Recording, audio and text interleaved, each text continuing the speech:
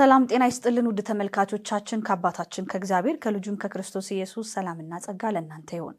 ከእናንተ ጋር አብሬ የምቆየው እኔ ጽጌረዳ አለሙ እንዲሁም ከመላይ ስቱዲዮ ባለሙያዎች ጋር በጋራ በመሆን ነው። አብራችሁን ቆዩ።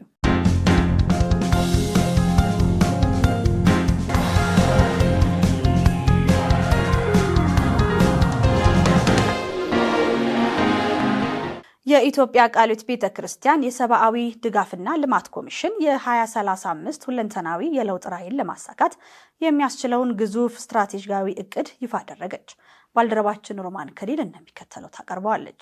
የኢትዮጵያ ቃልዮት ቤተክርስቲያን የሰብአዊ ድጋፍና ልማት ኮሚሽን የ2035 ሁለንተናዊ የለውጥ ራዕይን ለማሳካት የሚያስችለውን ግዙፍ ስትራቴጂካዊ እቅድ ይፋ አድርጓል። ከ2026 እስከ 2035 ዓመት የሚቆይና ማህበረሰቡን በኢኮኖሚ በማህበራዊና በመንፈሳዊ ዘርፎች ለመለወጥ ያለመ አዲስ ስልታዊ እቅድ ይፋ አድርጓል። ይህ እቅድ ሁለንተናዊ ለውጥ የመጣባቸውና የማይበገሩ ማህበረሰቦችን ማየት የሚለውን ራዕይ መሰረት ያደረገ ነው። ኮሚሽኑ ለቀጣይ 5 ዓመታት ማለትም በ2026 እስከ 2030 ለሚያከናውናቸው የልማት ስራዎች ከ12 ቢሊዮን ብር በጀት የመደበ ሲሆን ይህም በቤተ ክርስቲያኒቷ ታሪክ ከፍተኛ የበጀት ድልድይ ሆኖ ተመዝግቧል። እቅዱ በአራት ዋና ዋና ስልታዊ ምሰሶዎች ላይ ያተኮረ ነው። አንደኛ፣ ተቋማዊ ብቃትና ዘላቂነት፣ የአመራር ብቃትን ማሳደግ፣ የሴቶች የአመራር ተሳትፎ ወደ 30% ከፍ ማድረግና የዲጂታል አሰራር ማስፈን። ሁለተኛ፣ ሁለንተናዊ ማህበረሰብ ልማት፣ 150 ሺህ አባወራዎች የምገባ ዋስትና ተጠቃሚ ማድረግና 10 ሺህ ስራ አጥ ወጣቶችን በክህሎት ማብቃት። ሶስተኛ፣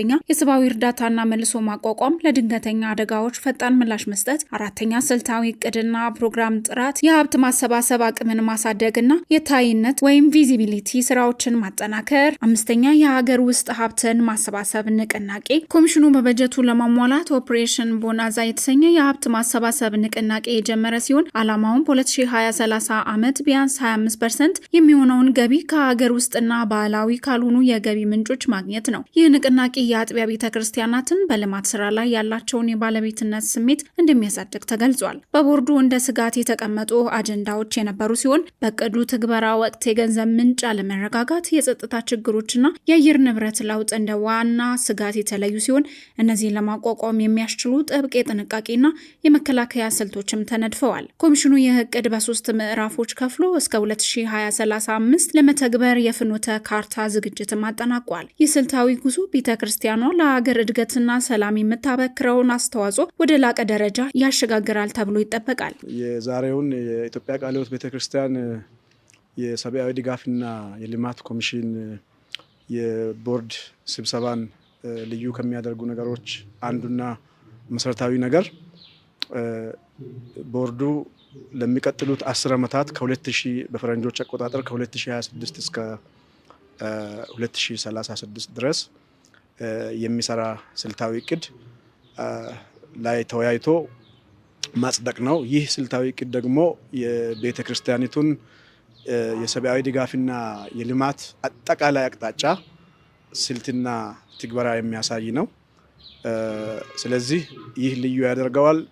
ከዚህም በተጨማሪ ይህ የ10 ዓመቱ የልማት እቅድ የኢትዮጵያ ቃልዮት ቤተ ክርስቲያን 100ኛ ዓመትን ለማክበር ዝግጅት በምታደርግበት ወቅት መሆኑ ደግሞ ሌላ የተለየ ያደርገዋል። ከ2 ዓመት በኋላ የኢትዮጵያ ቃልዮት ቤተ ክርስቲያንን የምስረታዋን 100 ዓመት እናከብራለን እንደ ጌታ ፈቃድ።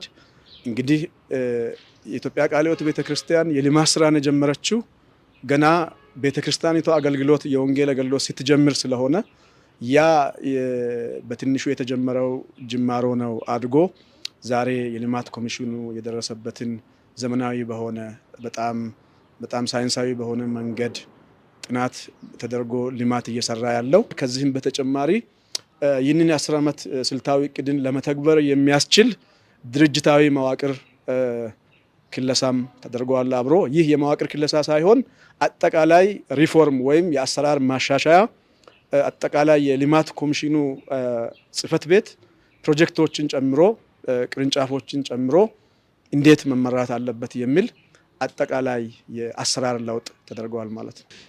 ፕላኑ እንግዲህ ዞሮ እንግዲህ አሁን ዘመኑን በደንብ አይተናል። እኛ ያለንበትን ሁኔታ አይተናል። የዓለምን ለውጥ ያለውን አጠቃላይ ኢምፓክት የለጋሽ ድርጅቶችን አዝማሚያ አይተናል። በቤተ ክርስቲያን ውስጥ ያለውን ደግሞ ኒድ አይተናል። እንግዲህ ከዚህ ቀደም ባለው ሂደት ይህንን የአገልግሎት ለወንጌል በር ስንጠቀምበት ቆይተናል። አሁን ደግሞ ከዚህ በተጨማሪ ደግሞ ቤተ ክርስቲያን ውስጥ ያሉ ቅዱሳንን ከማሰብ ከመርዳት ከማየት አኳያ እንግዲህ ለሃይማኖት ቤተሰቦች ደግሞ የተሻለ ነገር እንድናደርግ መጽሐፍ ቅዱስ ያዘናል። በመካከላችን ችግረኛ እንዳይኖር መጽሐፍ ቅዱስ ኢንከሬጅ ያደርጋል እና በዚህ አቅጣጫ ነገሮችን ለማየት ጥረት ተደርጓል። ይሄ ስትራቴጂክ ፕላን በጣም ጥሩ ዝግጅት የተደረገበት ነው። እንግዲህ ብዙ ኮንሰልታንቶች ጋር አብረን ነው የሰራ ነው። ቴክኒካሊ በጣም ዌል ኤክስፒሪየንስድ የሆኑ እንደዚሁም ደግሞ በኤሪያው ላይ ጥሩ ልምድ ያላቸው ከኛም ጋር እንግዲህ እኛም እንደ ባለድርሻ አካላት የቢሮ ሰራተኞች እንደዚሁም ደግሞ የቦርድ አባላት በዚህ ሂደት ውስጥ የራሳቸውን ኮንትሪቢዩሽን አድርገው ነው የተዘጋጀው እና ይሄ ስትራቴጂክ ፕላን በጥሩ ሁኔታ የተዘጋጀ ፕላን ነው። እንደ ኢትዮጵያ ቃለ ሕይወት ቤተክርስቲያን በልማት ዘርፍ ለረጅም ዓመታት ሲንሰራ እየሰራች የቆየች ቤተክርስቲያን ናት። አባቶቻችንም በዚህ ልክ ነው ያለፉት። ቤተክርስቲያን ዛሬ ደግሞ አንደኛው የመንፈሳዊ ዘርፍ ክንፍ ሆኖ ሌላኛው ደግሞ የልማት ክንፍ ሆኖ እነዚህን በሁለቱ ክንፎች ቤተክርስቲያን በክርስቶስ ልብ ፍጥረትን ለመድረስ እየሰራች ያለበት ሁኔታ አለና እስካሁን ያለፉ ዓመታት በሰብአዊ ድጋፍና ልማት ኮሚሽን በርካታ ሰፊ የሚባሉ ስራዎች እንደ ኢትዮጵያ በሁሉም ክልሎች ሰፊ ሊወራ ሊነገር ሊዘከር የሚችል ትልቅ ፕሮጀክቶች የተሰራበት ሁኔታ ነው ያለውና አሁን ስትራቴጂው እቅዱ ጋር ስናይ በጣም ደስ የሚል መዋቅራዊ ትራንስፈርም እያደረግን ያለንበት ሁኔታ ነው። ቃለ ሕይወት 100ኛ ዓመት ልታከብር ስለሆነ ሁሉም ነገር ዘመኑን በሚዋጅ ልክ ማስተካከል ትራንስፎርም ማድረግ ያለብን ጉዳዮች ስለሆነ በዛ ልክ የ5 ዓመትም የ10 ዓመት እቅዶችን እያየን እያቀድን እሱ ላይም ኮሜንት እየሰጠን ያለንበት ሁኔታ ላይ ነው ያለነውና በጣም ደስ የሚል ተስፋ ሰጪ ነገር ነውና የሚቀጥል ከሆነ ከዚህ በኋላ በጣም ብዙ መልካም ነገሮችን ማየት የምንችልበት ዘርፍ ነው። ይሄ ኮሚሽን ትልቅ ስራ እየሰራ ነው ማለት ይችላል። በዚህ ላይ አንደኛ ከተገነዘብኩት ነገር አንደኛው አንድን ራዕይ አንድ ሰው ሊያገለግል ራዕይን ከእግዚአብሔር መቀበል አለበት፣ ከእግዚአብሔር ቃል መቀበል አለበት እንጂ ከሰው ላይ ወይ ሌላ ጋር የተሰራውን ነገር ኮፒ አድርጎ መቀጠል አይደለም። ስለዚህ ሁለተኛ ደግሞ በስትራቴጂ ፕላን ላይ የ10 ዓመት ስትራቴጂክ ፕላን ነው እየገመገምን ያለ ነው። በዚህ ግምገማ ላይ ደግሞ በጣም ደስ የሚለው ሴቶችን በ30% ለማሳደግ በፕላኑ ላይ ተካቷል። ስለዚህ በጣም ደስ ብሎኛል። ቤተክርስቲያን ላይ ካለው ህዝብ ኦልሞስት ከ55% በላይ ሴቶች ስለሆኑ በዚህም ልማት ላይ አገልግሎት ላይ ሴቶችን እንዲያሳትፉ እላለሁ። ይህንን በማድረጋቸው ደግሞ ቤተክርስቲያን ውጤታማ ትሆናለች ብዬ ነው የሚያስበው። ምንድነው ኦርጋናይዜሽን በጣም እየሰፋ ነው። ልማት ስራው በጣም እየሰፋ ስለሆነ ከዛ ጋር ተያይዞ ሊመጡ ያለው የሰው ኃይል ማለት አይደለ እንደዛው ስታንዳርድ የጠበቀ መሆን ስላለበት ከዛ ጋር ተያይዞ የሚሰሩ ስትራክቸሩ ከዛ ጋር ተያይዞ እየተሰራ ያለው ቆንጆ ስራ ነው የሰራ። ቦርዱ በጣም ካሊበር ያለው አቅም ያለው ቦርድ ነው። ብዙ ጊዜ ከውጭ የሚመጣው ሀብት እየቀነሰ እየመጣ ስላለ አገሪቱ ራሷ ማደግ ስላለባት ትራንስፎርም ማድረግ ስላለባት ውስጥ ያሉ ሀብቶችና አቅሞችን አይቶ ከዛ ላለ ቀይሮ ከውጭ መጣው አንድ ላይ ያለ አድርጎ ወደፊት መግፋትና መስራት ይቻላል ብዬ አስባለሁ። ለቃለ ሕይወት ያው ልማት የሚሰራው ያው ለህዝብ ነው፣ ለኮሚኒቲ የሚሰራው እና ስለዚህ በዛ መልኩ አለ አገሪቱን ትራንስፎርም ማድረግ ይቻላል፣ ቤተክርስቲያንን ትራንስፎርም ማድረግ ይቻላል ብዬ አምናለሁ። የኢትዮጵያ ቃለ ሕይወት ቤተክርስቲያን በኦሞ ጎጀብ ቀጠና በዋካ ከተማ ለአጥቢያ ህብረት መሪዎች ስልጠና ተሰጠ። ከመጋቢት 13 እስከ 16 2018 ዓ.ም በኦሞ ጎጀብ ቀጠና በዋካ ከተማ ከ50 በላይ ለሚሆኑ ለአጥቢያ ህብረት መሪዎች ስልጠና ተሰጥቷል። ስልጠና የተሰጠው በሁለት ርዕሰ ጉዳዮች ነው። አንደኛ የመልካም መሪ ባህሪያቶች ወይም ኳሊቲ ሊደርስ ኮሬክተርስ በሚል ርዕስ ወንድም በላይ ሱጋሙ የሰጡ ሲሆን ሁለተኛ ስለ ወንጌል ተልእኮ ዶክተር ቀለሜ ቃና ሰጥተዋል። ከመጋቢት 19 እስከ 20 2018 ዓ.ም በኮንታ አጥቢያዎች ህብረት በጨበራ ከ80 በላይ የቤተ ክርስቲያን መሪዎችና አገልጋዮች በተመሳሳይ ርዕስ በወንድም በላይ ሱጋሙና በዶክተር ቀለሜ ቃና ስልጠና ተሰጥቷል። የመረጃ ምንጭ የኢትዮጵያ ቃሊት ቤተክርስቲያን ወንጌል ስርጭትና ቤተክርስቲያን ተከላ ክፍል ነው። ደቦ አሊያንስ ፎር ቺልድረን በሰጠው ጋዜጣዊ መግለጫ አለኝታ በሚል መሪ ቃል 9ኛውን ዓመታዊ ጉባኤ እንደሚያካሂድ አስታወቀ። ባልደረባችን ሮማን ከሊል እንደሚከተለው ታቀርበዋለች። ደቦ አሊያንስ ፎር ቺልድረን በሰጠው ጋዜጣ መግለጫ መሰረት ወላጅ አልባና የተለያዩ ጥቃቶች የተጋለጡ ህጻናት ለመርዳት እያከናወነ ያለውን ተልዕኮ አብራርቶ በመጪው ግንቦት 5 እና 6 ቀን አለኝታ በሚል መሪ ቃል 9ኛውን ዓመታዊ ጉባኤ እንደሚካሄድ አስታውቋል። መግለጫው በሳሮ ማሪያ ሆቴል የተካሄደ ሲሆን ተናጋሪዎች የጥምረቱ አስፈላጊነትና የወደፊት እቅዶችን በዝርዝር አብራርቷል። የጥምረቱ አመራር አባል ወይዘሮ ሚሻኔ ደሳለኝ በሰጡት ማብራሪያ ደቦ አሊያንስ የበጎ አድራጎትና የሃይማኖት ተቋማት ጥምረቱ ሲሆን ዋና ዓላማውም ህጻናት በቤተሰብ እንክብካቤ ውስጥ እንደሚያድጉ ማስቻል እንደሆነ ተገልጿል። ጥምረቱ በመተባበር ትህትና፣ ርህራሄ፣ ቁርጠኝነት ላይ የተመሰረተ መሆኑንም ጠቅሷል። የቦርዱ ምክትል ሰብሳቢ አቶ ሲብሉ ቦጃ በበኩላቸው ጥምረቱ ከ14 ዓመታት በፊት በአሜሪካ በተካሄደ ዓለም አቀፍ የጉዲፈቻ ጉባኤ ያገኘውን ተሞክሮ በመመስረት እንደተጀመረ ገልጸው ከ8 መስራች ድርጅቶች ወደ 14 አባላት መደገፉን አስታውቋል። ትኩረቱም በቤተሰብ ያተኮረ እንክብካቤ ላይ መሆኑንም አክለዋል። የቦርዱ ሰብሳቢ አቶ ግልላት ታደሰ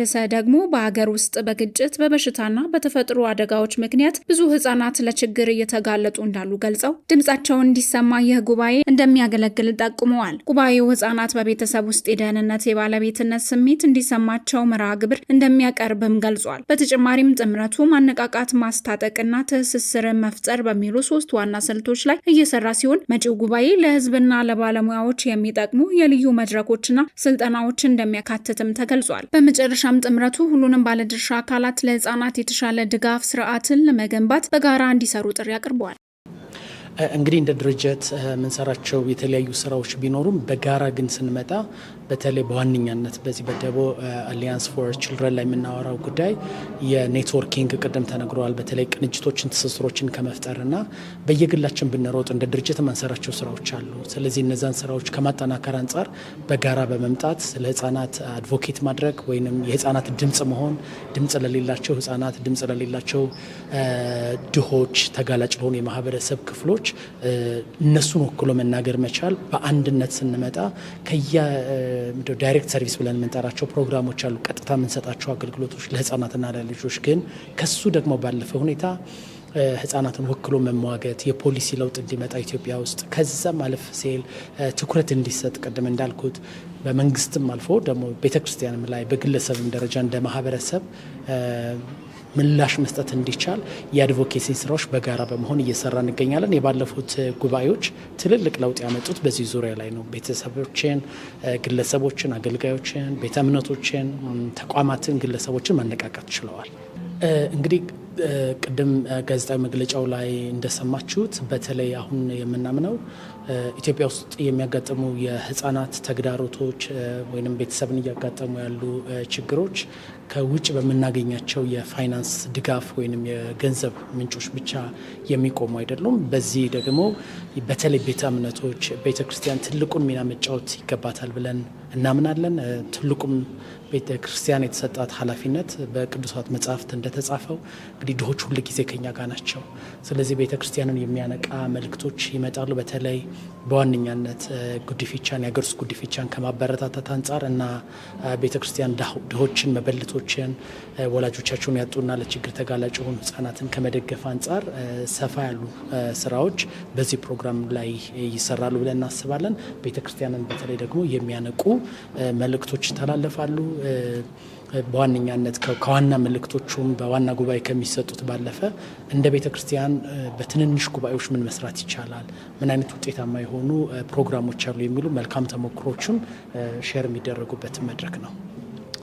አመሰግናለሁ። ስሜ ሀብቴ ሙሉ ይባላለሁ። የሰላምታ ፋሚሊ ፕሮጀክት ካንትሪ ዳይሬክተር ነኝ።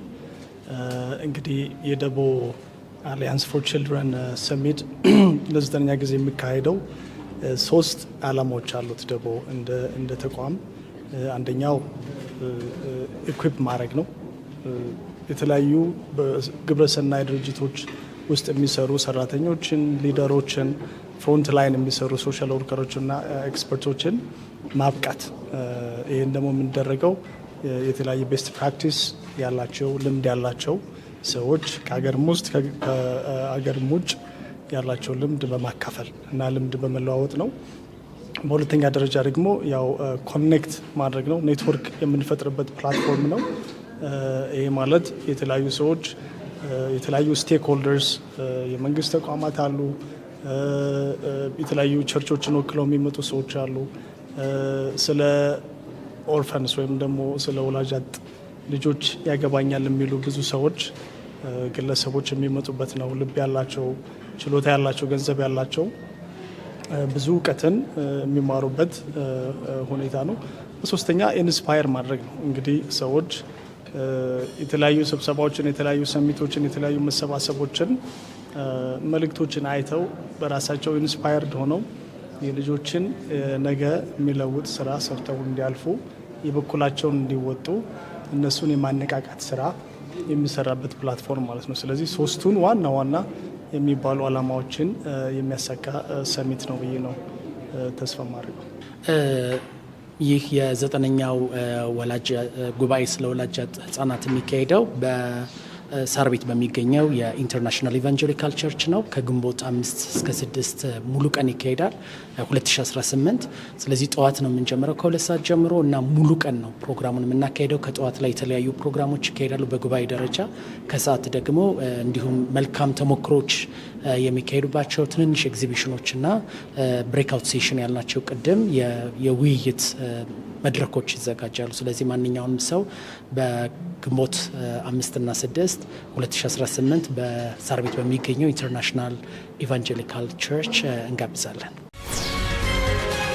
ውድ ተመልካቾቻችን መረጃዎቻችን እንደቀጠሉ ይገኛሉ። አሁን ደግሞ ወደ ውጭ ሀገር መረጃ አልፋለሁ። ፍራንክሊን ግርሃም በትራምፕ የኤአይ ሜም ክርክር ዙሪያ ምላሽ ሰጡ። ፍራንክሊን ግርሃም በቅርቡ በማህበራዊ ሚዲያ የተነሳውን የኤአይ ኢየሱስ ሜም ክርክር በማስመልከትም ስለምንም ነገር ብዙ የሚደረግ ጉዳይ የለም ሲሉ ገልጸዋል። ይህ ክርክር የተነሳውም የአሜሪካ ፕሬዝዳንት ዶናልድ ትራምፕ እንደ ኢየሱስ የሚመስል የኤአይ የተፈጠረ ሜም ምስል ከለጠፉ በኋላ ነው። ሜሙ ከለጠፉት በኋላም የተከታዮችንና የፖለቲከኛ መሪዎችን የተለያዩ ምላሾችም ሰጥተዋል። ግርሃም በሰጠውን መግለጫ ትራምፕ ራሱን እንደ ጂሰስ ክራይስት ለማቅረብ እያሰበ አይመስለኝም ሲል ገልጿል። ይህ ተገቢ አይደለም ሲሉም እርሱ ያሰበውን የተለየ መንገድ አይደለም ሲሉ ገልጸዋል። አክለውም ትራምፕ ምስሉን በኋላ እንደሰረዘና ሰዎችን የሚያገለግል ዶክተር ምስል ጋራ ተመሳሳይነት እንዳለው መግለጹንም ጠቁመዋል። በተጨማሪም ግርሃም ሜሙ ውስጥ የመንፈሳዊ ምልክቶች እንደ መስቀል ወይም መላእክት እንዳልተካተቱ በመግለጽ ይልቁንም ባንዲራ፣ ወታደሮችንና ሌሎች የአሜሪካ ምልክቶችን እንደነበሩም አስታውቀዋል። ከዚህ በኋላ ማይክ ጆንሰን እንዲሁም ሌሎች ደጋፊዎች ትራምፕ ራሱን ከክርስቶስ ጋር ለማመሳሰል እየሞከረ ነው የሚለውን ወንጀል ቀደም ሲል አስተባብሎ ነበር። ግርሃምም በመጨረሻም ክርክሩ ከእውነት በላይ የተጋነነ መሆኑንም ጠቅሶ ብዙ ያልታሰበ ትርጓሜ እየተሰጠው ነው ሲሉም ተናግረዋል። ዘገባው የክርስቲያን ፖስት ነው። ውድ ተመልካቾቻችን ለዛሬ ያዝንላችሁ መረጃዎች እነዚህን ይመስሉ ነበር። ከእናንተ ጋር አብረን የቆየ ነው እኔ ጽጌረዳ አለሙ እንዲሁም ከመላይ ስቱዲዮ ባለሙያዎች ጋር በጋራ በመሆን ነው። ከቀሪ ሕይወት ቴሌቪዥን ፕሮግራሞች ጋር መልካም ቆይታ